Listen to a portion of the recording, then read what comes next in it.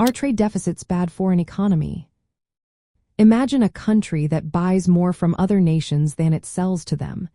That situation is called a trade deficit. It might seem like a problem, but it's not always bad. Let's look at what a trade deficit really means and whether it's harmful or helpful.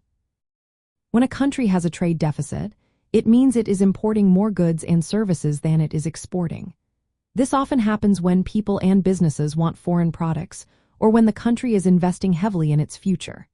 For example, the United States has had a trade deficit for many years because it imports more than it exports.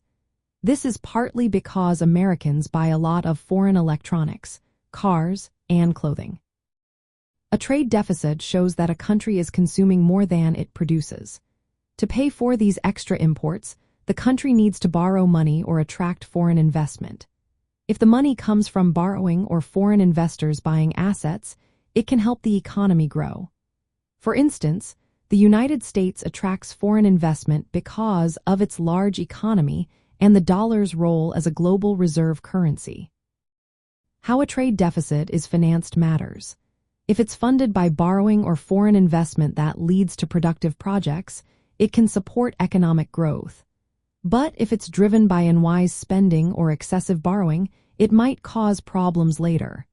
For example, if a country borrows too much to pay for imports, it could face debt issues in the future. Several factors influence trade deficits. A government budget deficit, which means spending more than it earns, reduces savings and can increase the trade deficit. A strong domestic currency makes imports cheaper and exports more expensive, often making the trade deficit larger.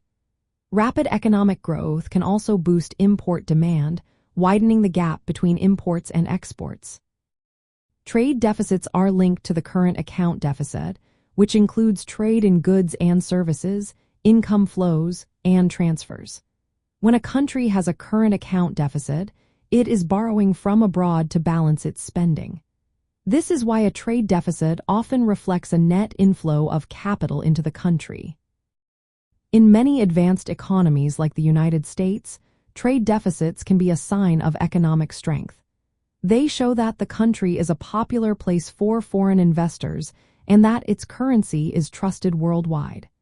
This can help keep interest rates lower and support economic activity. So, are trade deficits bad? Not necessarily. They can be a sign that a country is investing in its future or that it is a desirable place to hold assets.